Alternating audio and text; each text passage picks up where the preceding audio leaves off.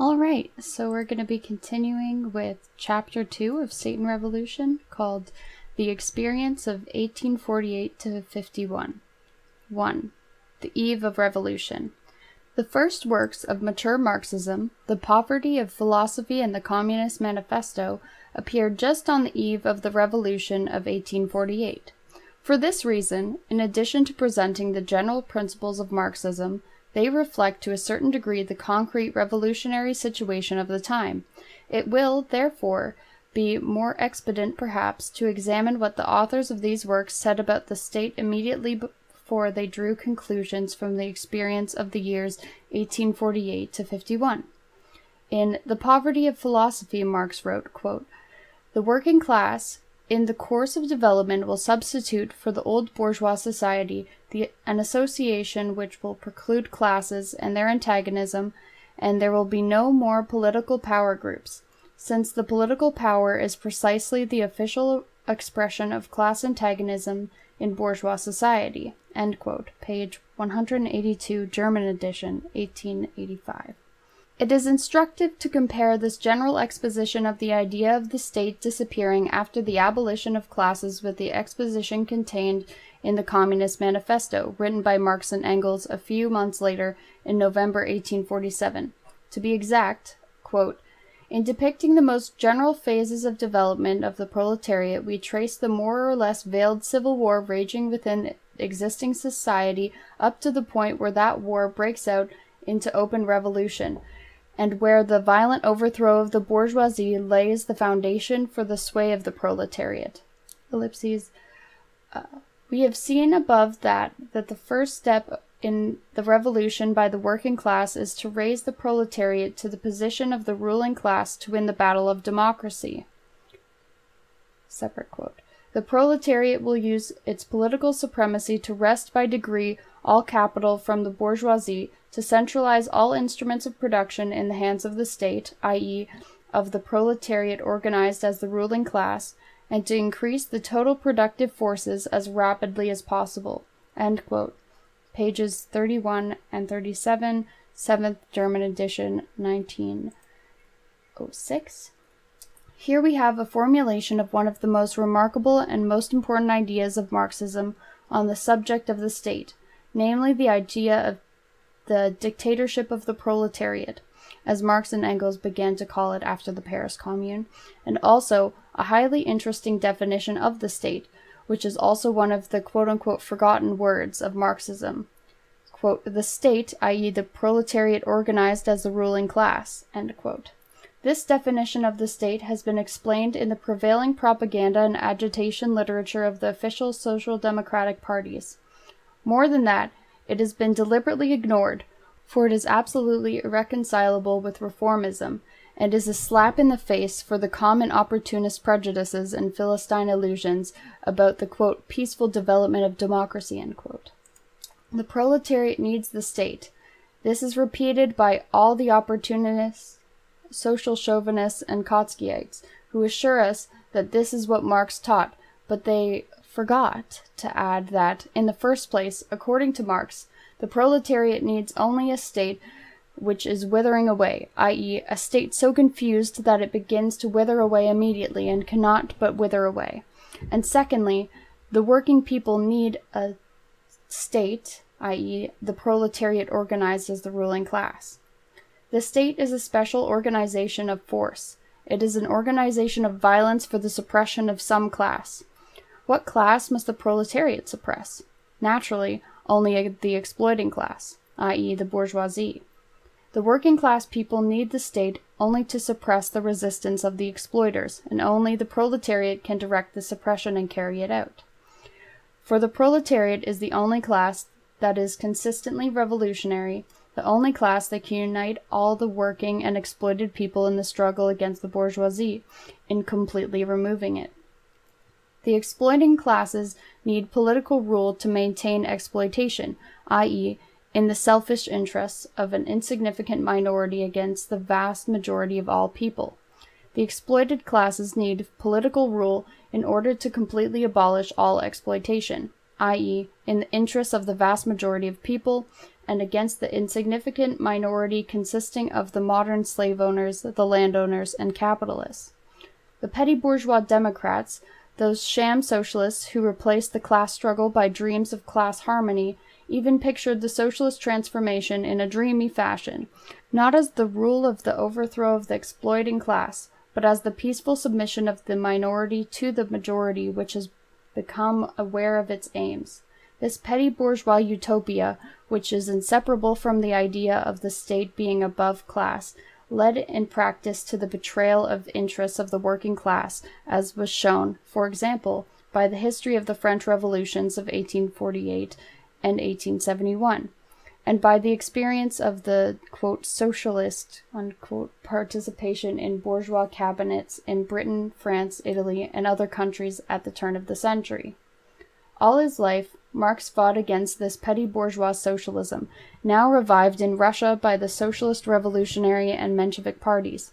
He developed his theory of class struggle consistently down to a theory of political power of the state. The overthrow of bourgeois rule can be accomplished only by the proletariat, the particular class whose economic conditions of existence prepare it for this task and provide it with the possibility and the power to perform it.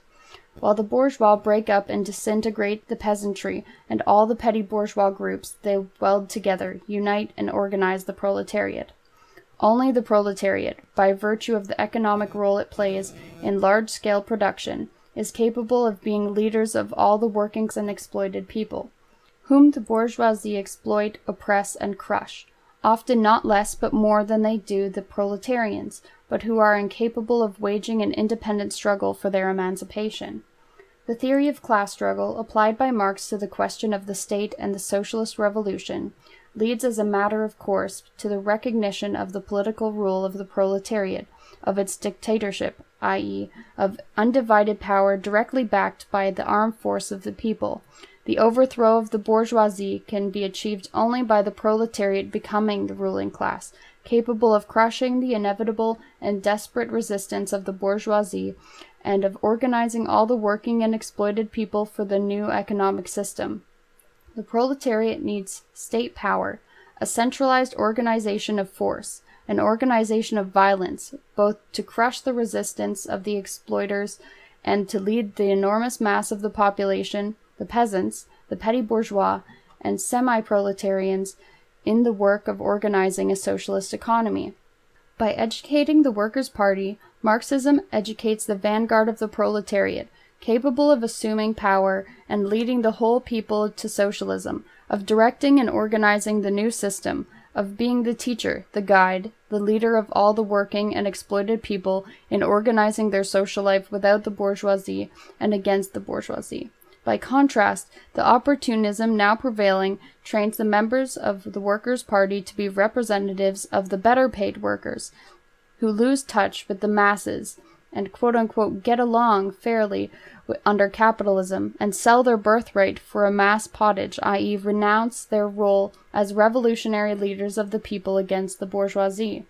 Marx's theory of the state, i.e. the proletariat organized as the ruling class, is inseparably bound up with the whole of his doctrine of the revolutionary role of the proletariat in history. The culmination of this role is the proletarian dictatorship, the political rule of the proletariat. But since the proletariat needs the state as a special form of organization of violence against the bourgeoisie, the following conclusion suggests itself. It is conceivable that such organization can be created without first destroying the state machine created by the bourgeoisie for themselves? The Communist Manifesto leads straight to this conclusion, and it is of this conclusion that Marx speaks when summing up the experience of the Revolution of 1848 to 51. Part 2. The Revolution Summed Up. Marx sums up his conclusions from the Revolution of 1848 to 51 on the subject of the state we are concerned with in the following argument contained in the 18 Brumaire of Louis Bonaparte, quote, "But the revolution is through going, it is still journeying through purgatory. It does its work methodically. By December 2nd, 1851, the day of Louis Bonaparte's coup d'etat, it had completed one half of its preparatory work. It has now completed the other half. First, it perfected the parliamentary power in order to be able to overthrow it. Now that it has attained this, it is perfecting the executive power, reducing it to its purest expression, isolating it, setting itself up against itself as the sole object, in order to concentrate all its forces of destruction against it.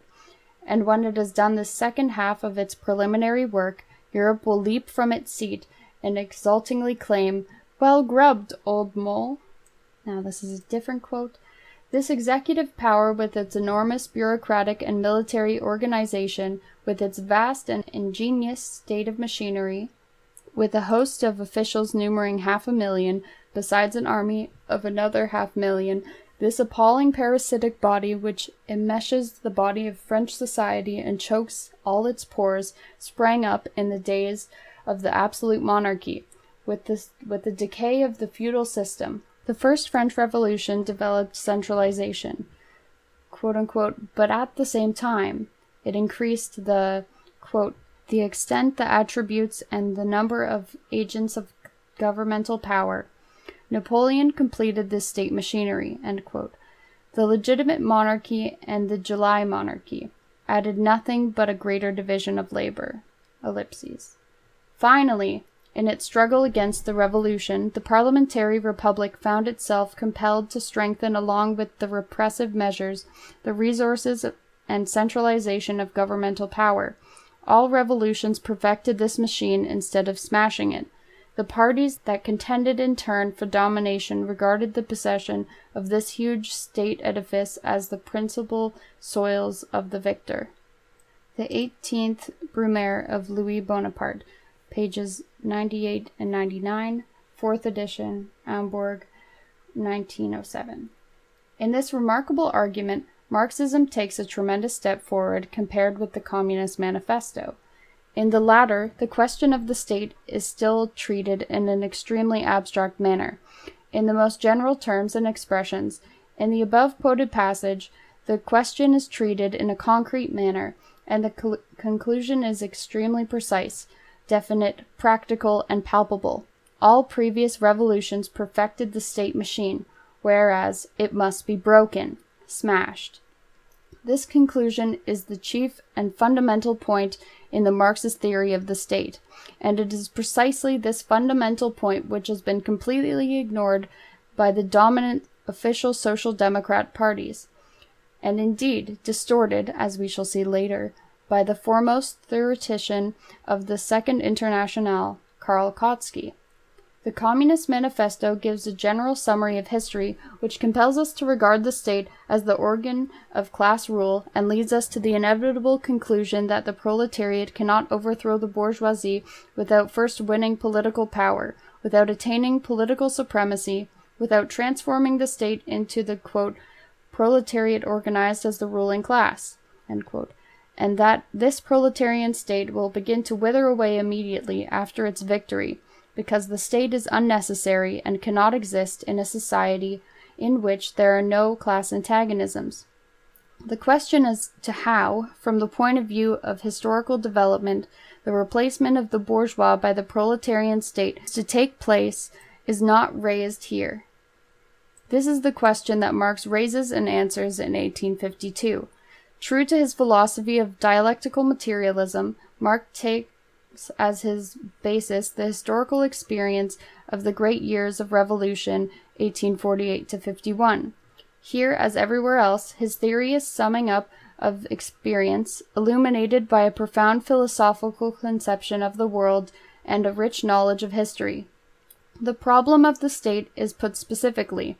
How did the bourgeois state, the state machine necessary for the rule of the bourgeoisie, come into being historically? What changes did it undergo? What evolution did it perform in the course of bourgeois revolutions and in the face of independent actions of the oppressed classes? What are the tasks of the proletariat in relation to this state machine? The centralized state power that is particular to bourgeois society came into being in the period of the fall of absolutism. Two institutions most characteristic of this state machine are the bureaucracy and the standing army.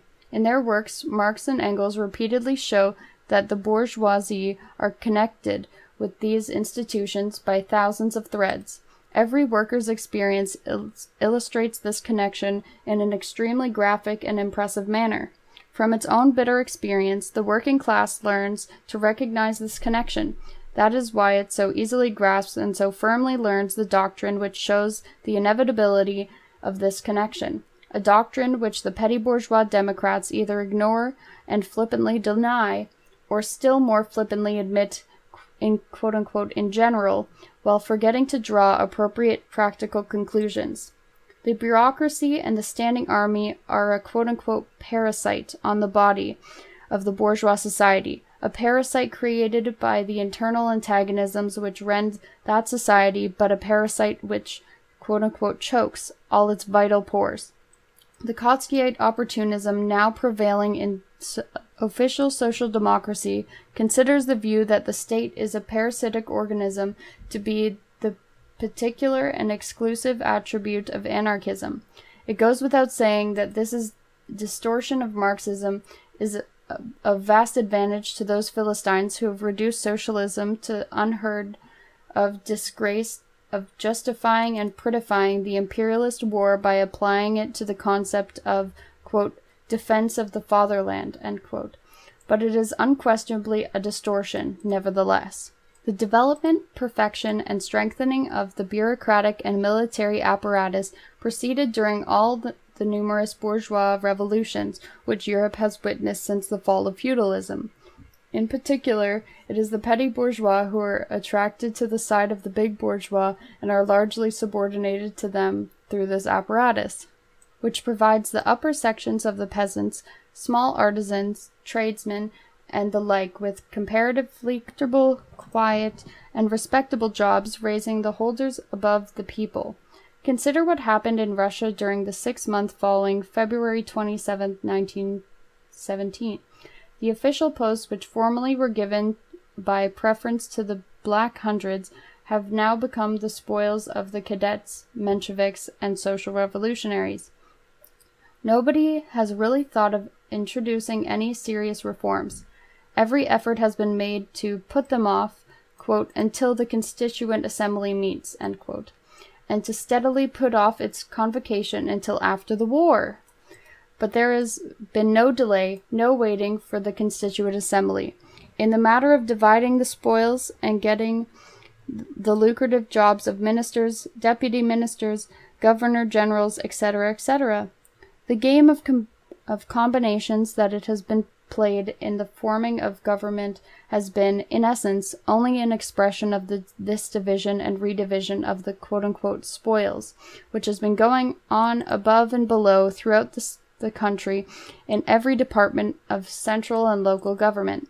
The 6 months between February 27th and August 27th, 1917, can be objectively summed up, beyond all dispute as follows. Reforms shelved, distribution of official jobs accomplished, and quote-unquote mistakes in the distribution corrected by a few redistributions. But the more the bureaucratic apparatus is quote-unquote redistributed among the various bourgeois and petty bourgeois parties, among the cadets, social revolutionaries, and Mensheviks in the case of Russia, the more keenly aware the oppressed classes and the proletariat at their head become of the irreconcilable hostility to the whole of bourgeois society. Hence the need for all bourgeois parties, even for the most democratic and quote-unquote revolutionary democratic among them, to intensify repressive measures against the revolutionary proletariat, to strengthen the apparatus of coercion, i.e. the state machine. This, of course, of the event compels to revolution, quote, to concentrate all its forces of destruction, end quote, against the state power, and to set itself the aim not of improving the state machine, but of smashing and destroying it. It was not logical reasoning, but actual developments, the actual experience of 1848 to 51, that led to the matter being presented in this way. The extent to which Marx held strictly to the solid ground of historical experience can be seen from the fact that in 1852 he did not specifically raise the question of what was to take place of the state machine to be destroyed. Experience had not yet provided material for dealing with this question, which history placed on the agenda later on, in 1871. In 1852, all that could be established with the accuracy of scientific observation was that the proletarian revolution had approached the task of, quote, concentrating all its forces of destruction, end quote, against the state power of smashing the state machine. Here the question may arise, is it correct to generalize the experience, observations, and conclusions of Marx to apply them to a field that is wider than the history of France during the 3 years, 1848 to 51? Before proceeding to deal with this question, let us recall a remark made by Engels and then examine the facts. In his introduction to the third edition of the 18th Brumaire, Engels wrote, quote, France is the country where, more than anywhere else, the historical class struggles were each time fought out and to a finish, and where, consequently, the changing political reforms within which they move and in which their results are summarized have been stamped in the sharpest outlines. The center of feudalism in the Middle Ages, the model country, since the Renaissance, of a unified monarchy based on social estates, France demolished feudalism in the Great Revolution and established the rule of the bourgeoisie in a classical purity unequaled by any other European land. And the struggle of the upward-striving proletariat against the ruling bourgeoisie appeared here in an acute form unknown elsewhere. End quote. Page 4, 1907 edition. The last remark is out of date insomuch as since 1871 there has been a lull in the revolutionary struggle of the French proletariat, although as long as this lull may be, it does not at all prelude the possibility that in the coming proletarian revolution France may show herself to be the classic country of the class struggle to a finish. Let us, however, cast a general glance over history of the advanced countries at the turn of the century. We shall see that the same process went on more slowly, in more varied forms, in a much wider field. On the one hand, the development of quote-unquote parliamentary power, both in the republican countries, France, America, Switzerland, and in the monarchies, Britain, Germany, to an extent Italy, the Scandinavian countries, etc. On the other hand, a struggle for power among the various bourgeois and petty bourgeois parties, which redistributed and distributed the spoils of office, with the foundations of bourgeois society unchanged. And lastly, the perfection and consolidation of the executive power of its bureaucratic and military apparatus. There is not the slightest doubt that these features are common to the whole of the modern evolution of all capitalist states in general.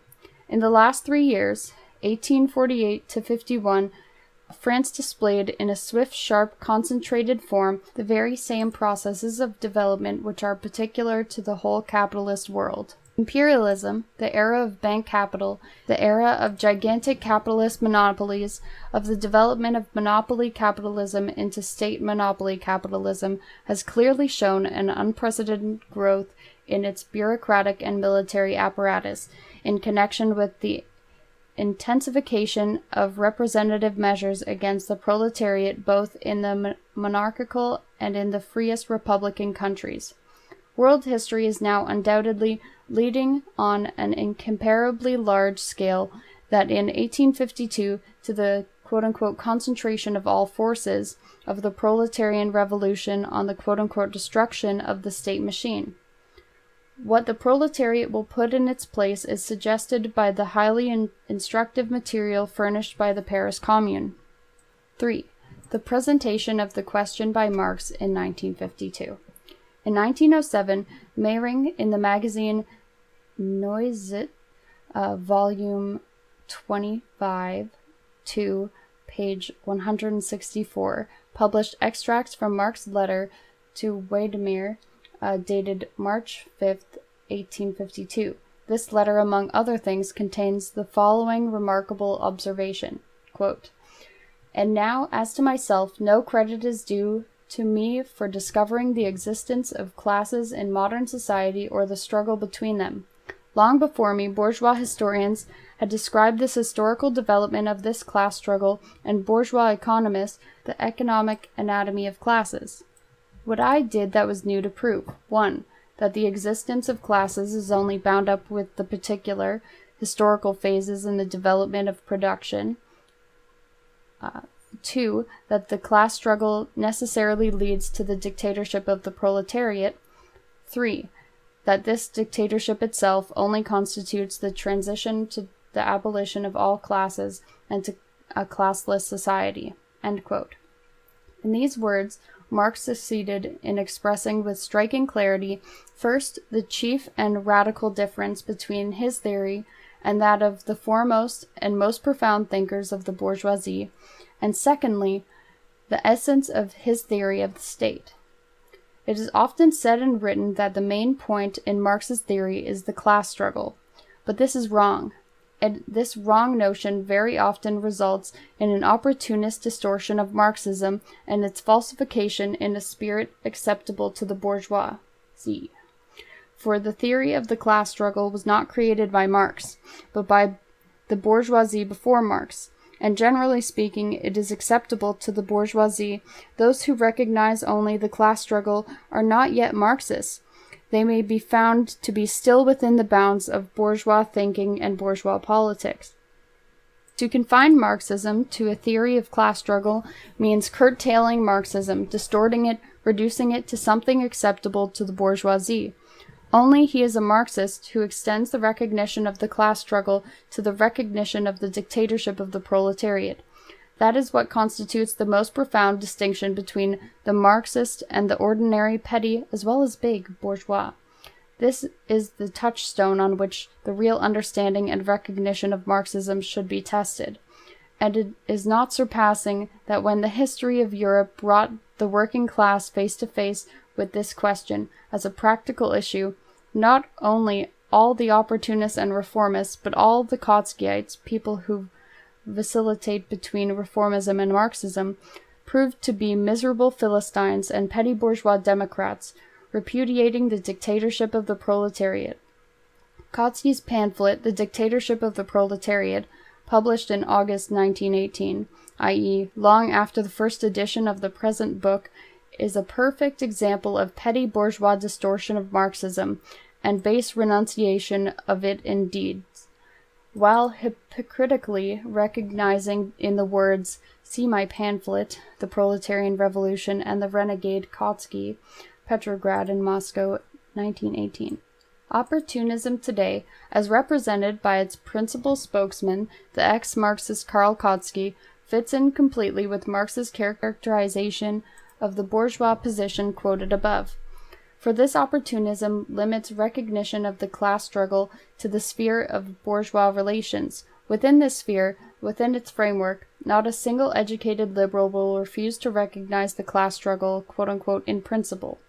Opportunism does not extend recognition of the class struggle to the cardinal point, to the point of transition from capitalism to communism, of the overthrow and the complete abolition of the bourgeoisie. In reality, this period inevitably is a period of an unprecedentedly violent class struggle in unprecedentedly acute forms, and consequently, during this period, the state must inevitably be a state that is democratic in a new way, for the proletariat and the propertyless in general, and dictatorial in a new way, against the bourgeoisie.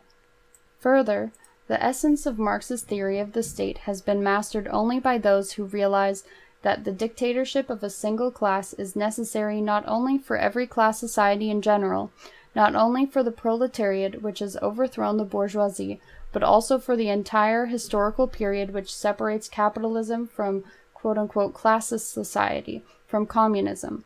Bourgeois states are most varied in form, but their essence is the same. All these states, whatever their form, in the final analysis are inevitably the dictatorship of the bourgeoisie. The transition from capitalism to communism is certainly bound to yield a tremendous abundance and variety of political forms, but the essence will inevitably be the same, the dictatorship of the proletariat. Alright, so that's chapter 2 done, and next will be chapter 3, Experience of the Paris Commune of 1871, Marx's Analysis. Have a good day.